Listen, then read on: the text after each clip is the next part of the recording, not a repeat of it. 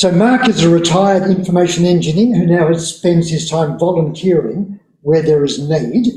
His career spanned 40 years in information technology and innovation, with emphasis on understanding how confidence works. And Mark, I don't think you've got a presentation, but you're going to hopefully have some discussion. Is that right? Yeah. I'm hoping for discussions, because what I'm about to say might not go down too well. Yeah, maybe we just need to set some ground rules for this, because it's a bit hard for the people on Zoom to participate as the people here in this room can. So perhaps the discussion, let's just try it on Slido initially in terms of comments, etc. We'll see how we go with that. Yeah, is everyone happy with that? Yeah. I would welcome that. Okay, over to you. Yeah. Well, thank you. This was meant to be a lightning talk, but Doro has given me some extra time, so we are looking for discussions. So as you can see from my background, we're going for a walk, and I hope that you're not nervous with bridges like that one. And we're going to start, we're going to go along a path, we're going to look out, and then we're going to return another way back to our starting point. So I want to start by thanking Nigel Chapman and the talented team for their paper addressing trust and conspiracy theories. It's really a high quality paper, which I think ISCAST should build upon, and I hope to see more. And congratulations, Nigel, and congratulations, ISCAST. But whilst the paper's explored an obvious problem, having read it, I'm still uncomfortable about the way the story is told and where it fits into everyday life. So this is my response. And so I had to add some critical perspectives. I better say a little bit more about myself. I'm a child of the 60s. And my goal in life is to help people to try and think outside of the proverbial box that we have built ourselves into. And that was my trade, as it were, within my industry. I run that fine line between bringing words of encouragement and words that challenge and bring discomfort. And I hope I can do both today. So I'm also a child of the 60s. That means I'm a child of Woodstock. And I always remember Johnny Mitchell's song, "I Came Upon a Child of God." He was walking along the road and I asked him, "Tell me, where are you going?" That's the question I've got about this paper. I am not sure where this paper is going, nor where science itself is going. And we'll cover all these things in the next 10 minutes. Now, I can tell you I'm not going down to Yazga's farm and join the rock and roll band, though I do sometimes dream of it. But I'm going to walk my wife down to the local op shop. And I will carry on to another community food program where we volunteer. And here we confront the pit face of conspiracy theories. We're the experts. We hear it all. And you know what? It doesn't worry us. We don't see this as a battle for truth over the misinformed. We love these people. These are people who are made in the image of God. And that image is very distorted at times. But you know what? The church knows what to do. And it's known what to do for ages. And of course, the paper actually knows that and actually makes recommendations very much in line with what I've seen churches do right throughout my life. For us, my wife and I, Lynn and I, we're about helping people find their self-identity within community, learning how to trust and learning how to discern beautiful things. And that's, of course, a lifelong journey of transformation. But it's a journey that my wife and I don't control, and we're only there to serve and point them to the Lord Jesus Christ.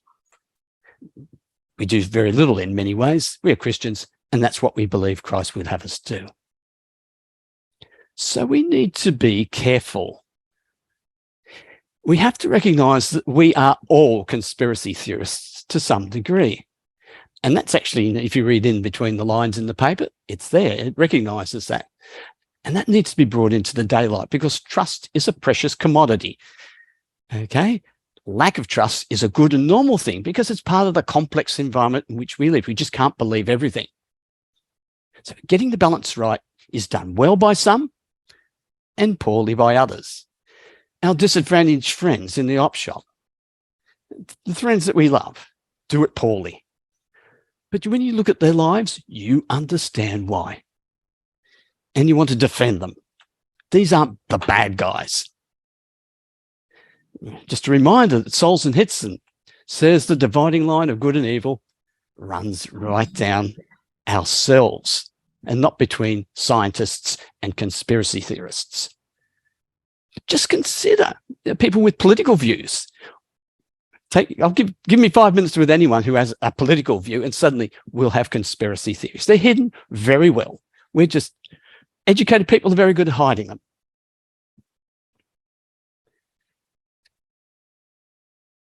There's this fine line that we must walk with people in dealing with people who push conspiracy theories. These ideas are very real to them. And are we to judge them or are we to serve them? That's the question I've got at the paper. And we all need transformation. So let's not try to take the speck out of other people's eyes. Now, the paper is well balanced and it recognizes that. I just feel uncomfortable that it doesn't make things, some of these things clearer. And it leaves the way open for people with logs in their eyes coming along to remove the speck. These people, conspiracy theorists are people to be loved, not to be fixed. So we're on our walk and there's a snake across the track. Now, for some people, there's fears. Others reach for a stick or weapon to get rid of the snake.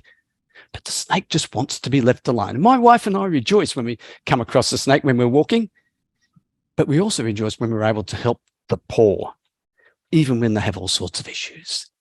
Poking a stick at snakes is only going to end up in trouble. Now, there's another perspective as we walk along, and one that's overlooked. Conspiracy theories are divisive within families and within churches, but this division's nothing new. Just mention the words family or church, and I think quite a lot of us will immediately think division. You see, the divisions are already there. So getting rid of conspiracy theories won't remove the stuff underneath.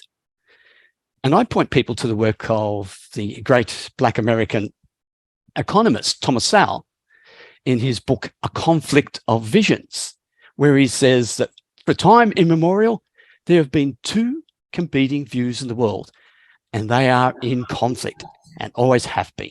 And the source of most conflict in the world relates to the two visions. The first is the constrained vision. The second is the unconstrained. Constrained people are people who see that everyone is caught up in evil or sin, and that governments being made up of such people should not control people's lives. The role of government must be constrained and limited. And the role of government is limited anyhow, and it should be given limited authority, only to the extent that society hangs together, basically justice and rule of law and so on.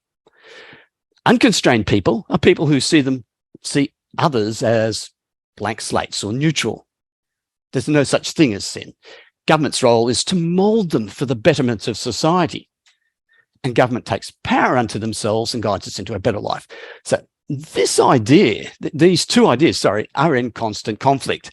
And you will find that a lot of conspiracy theory relates to various views of people who are constrained, pushing back on the unconstrained. Because what, if you haven't noticed, is that the unconstrained view, which has been held at bay for a long while, is now out off the leash. And we call it wokeism and various other terms, but it's been happening for about 50 years as we slowly moved into a world where that constrained people are losing.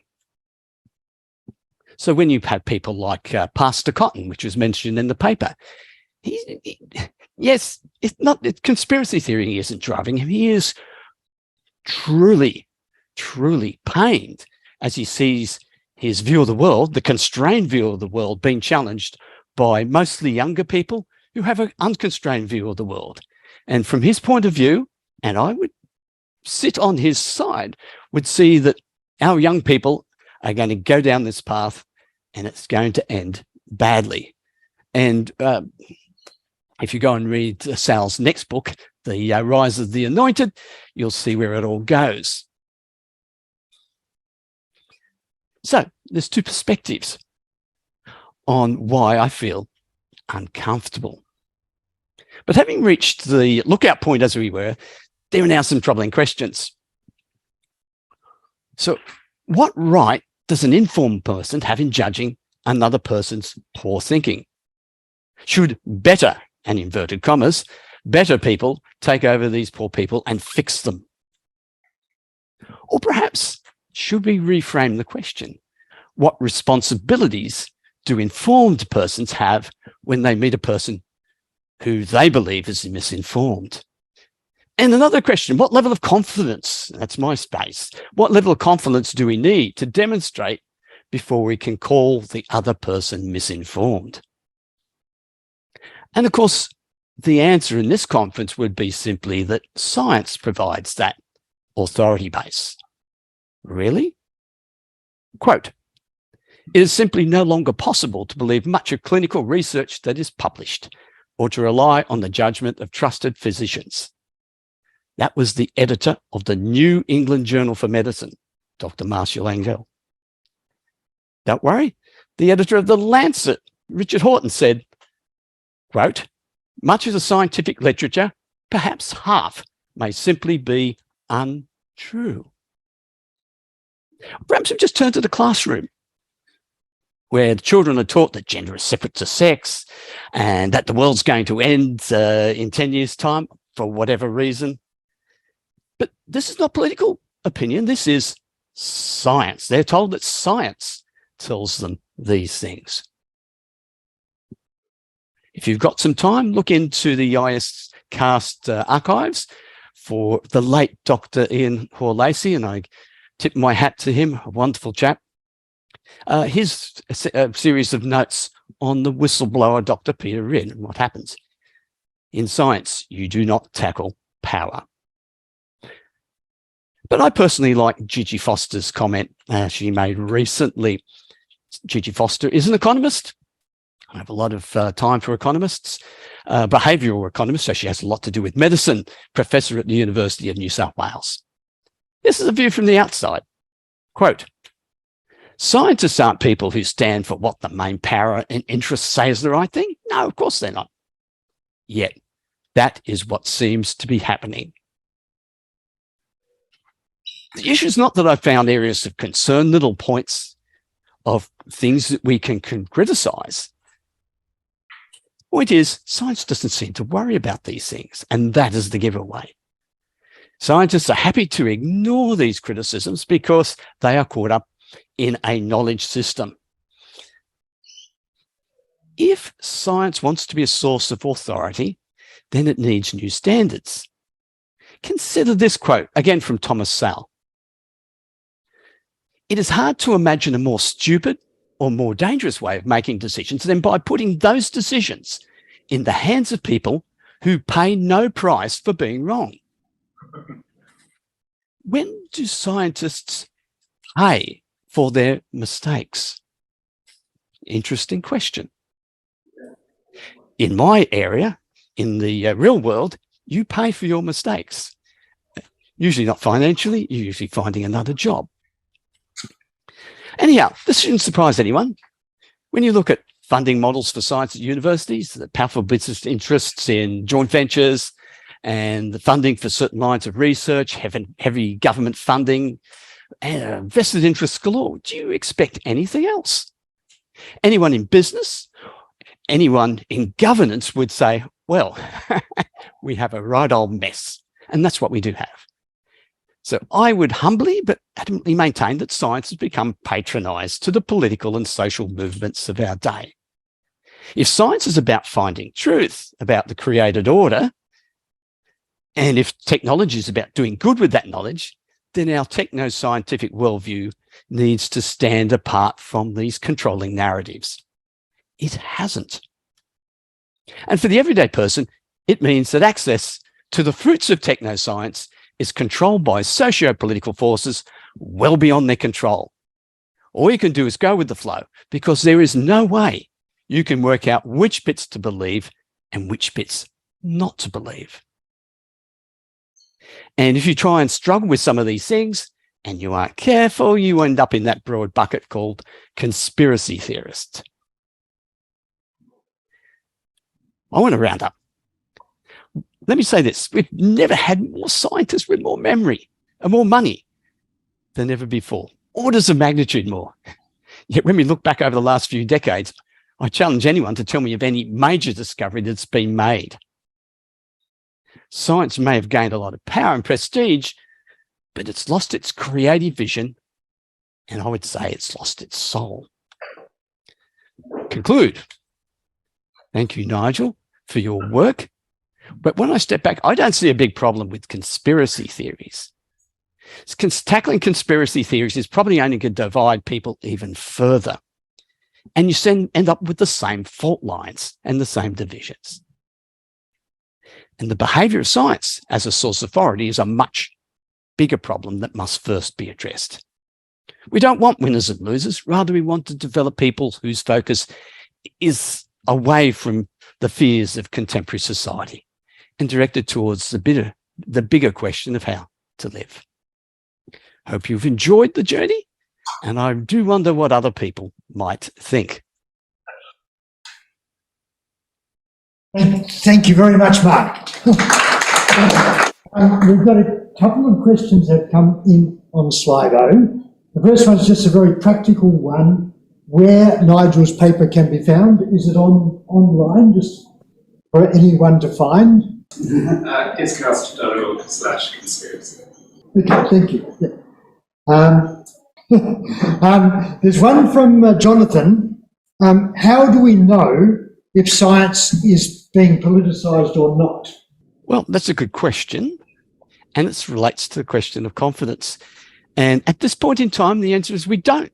That was my point. We don't know what to believe. We don't know what to take hold of, what we can trust. That's the problem, because it's outside the scope of most people. That may not be an answer you're looking for, but that is the answer. And it's a problem that I've had to deal with many times working in information technology. And it's this level of confidence. But that's another subject. Okay, thank you, Mark. There's another question. Are not conspiracy theories dangerous in some cases rather than harmless, i.e. anti-vaxxers versus deaths in elderly homes due to COVID? Anti-vaxxers have been given a lot of attention in the last half hour or 40 minutes. It's an interesting question. The question to ask yourself is, do you know how an anti-vaxxer thinks? Because until you get there, until you understand that, then you can't criticise. And I don't think most people understand how anti-vaxxers think. So in a sense, I'm avoiding the question simply until someone can tell me how they actually do think that anti-vaxxers think. I think maybe the question is more about the conspiracy theory itself, and the fact it can actually be dangerous. Yes, I accept that, and the paper makes that point quite clear. There are some really silly things. Injecting yourself with bleach, for example, is probably not very healthy. Of course, yes, it does. That's not my point, though. Now, so I'm just seeing where I am up to. So Jonathan says, thanks, I regrettably agree on many contentious issues where you can find scientists on both sides of the argument. Sorry, I thought there was another one I had missed. Bronwyn said, and I think it might have related to the earlier presentation as well. Bronwyn says,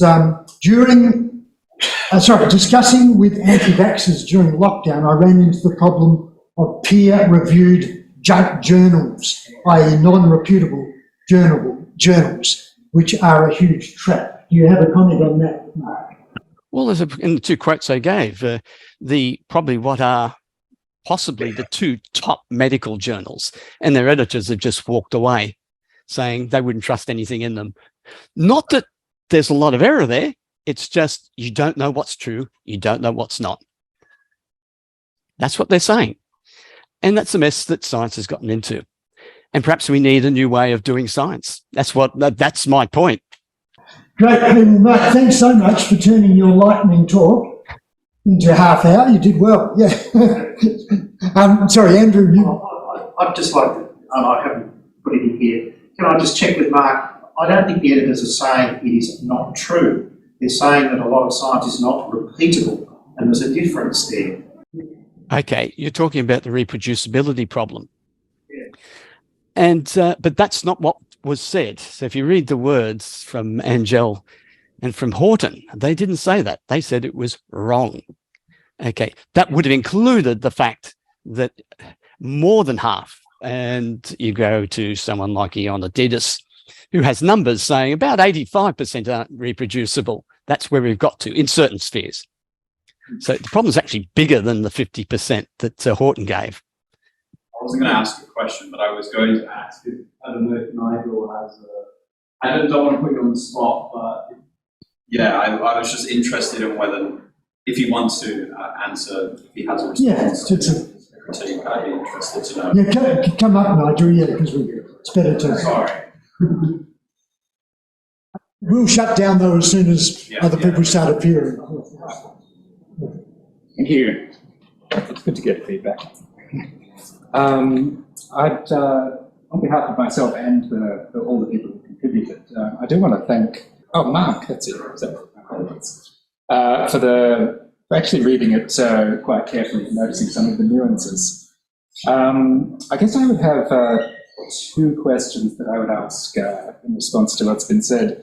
One is the institutions of public knowledge in society, journalism, science, research, all of the public health, government decision, the courts, all the things that we rely upon to say what's true and false in society. Is your position that they are generally too fallible to be useful, or is your position that they have self-correcting mechanisms which might be able to work, but are not doing so? Okay. Come into my world, where it's 6 a.m. in the morning and the systems switch on. You know, over the weekend, we've just rolled out some one-line change to a piece of code. You want to make sure that the world doesn't fall apart. And we have various mechanisms to do that. When I look at science, those mechanisms are missing. So you have this funny social phenomena of, people like, and I don't want to run him down, but someone like Suzuki, who is made a business out of every 10 years saying that the world's coming to an end in 10 years for reason X. It doesn't. So he just changes the reason and says in another 10 years. And he's been doing this a lifetime. Now, I mean, people like that exist in business as well. But why do we give people credence when they're shown to be wrong? At least in the first time, you may give them a little bit of a chance, but why give them air? And I look at the problems so differently. I have to make things work and work properly. Scientists don't necessarily have to do that. They just write papers. And I'm not running down scientists because this is how it works. But, as Sal says, at what point will you be considered as failing? And I think there's an answer to that if you get caught doing something illegal, such as falsifying results. But if you don't do that and your research just ends up being wrong, what's the consequence? In my business, there are big consequences, but not so in science. So that's my answer. Why does flatteries keep coming up on the ABC? But could I respond to that by asking, do you feel that science as a whole is able to sort of take a great many inputs as candidates for knowledge and then filter them down through a process of criticism, or just neglecting the ones that don't gain traction, to form a generally accurate view of the world? Or are you saying that it is fundamentally all messed up? My idea of science is very Popperian. So I think you probably know what that means, but for the audience, that science is not driven by consensus. It's not driven by anything other than the creation of radical ideas. Is this how the world is? And then going and testing those and showing whether they're true or not. So that's my idea of science. That may be an old idea. Of course, Kuhn came up with his idea that says it's actually a social phenomenon. But I hold to a traditional view of science, that stuff should be put up and tested. And that's what we do in business. I work in software myself. I'm familiar with the release cycle and so on. Well, one final question. When it happens that conspiracy theories are the grounds for, really bad disruption in a community, say, people leaving churches, families splitting apart, as sometimes occur. I give some examples at the start of the paper. What do you think should be the right response to that situation?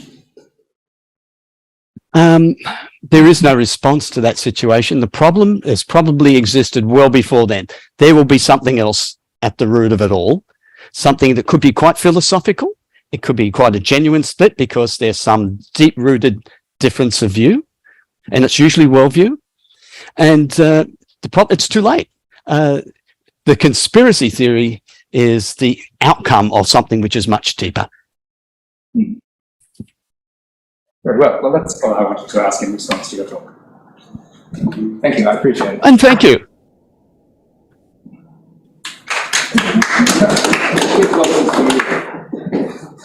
Sorry, I just wanted to see what the other group was doing. And I think, Matthew, our next speaker, he's still just trying to get enough megabytes or whatever they're called, bandwidth to upload his slides. So maybe we'll just have you people online, we might just have a break for... And then start back with... Could we make the best use of Mark? I presume but I expect, because he's a professor of geology, and the climax is going to occur shortly about the implications of CO2 being tragic for us, that he will come and hear the debate about whether CO2 is actually creating a risk for us. He's going to come forward very soon, and we won't be ready for it. Anyway. Did you hear that one, Mark? No, I didn't hear the question, sorry. Didn't hear the question.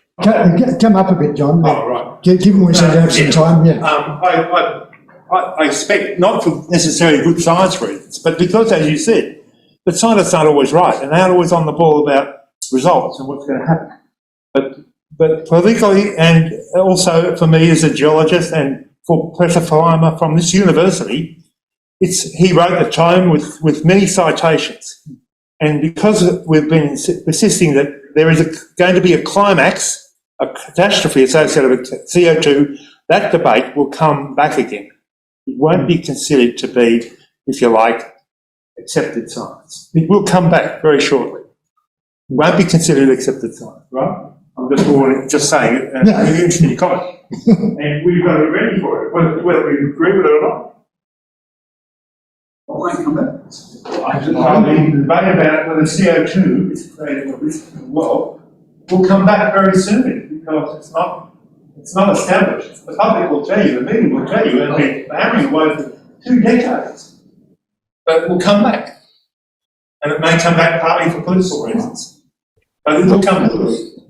If I could make a comment, I mean, we live in uncertainty. That has been my business. When you switched on those systems at 6 a.m. on Monday morning, it can be a frightening experience, especially when it's a very large systems as I dealt with. The uncertainty gets to you. So when it comes to something like climate science, the scientific consensus is that there is a lot of uncertainty. But within the public sphere, that's not an acceptable message. So it needs to be managed. And that's where all the problems begin. I have no problem with climate scientists, but I do have a problem with how that work is taken and put into contemporary society. Mark, thanks so much for your time and your very interesting critique. We appreciate it. Appreciate it. Thank you.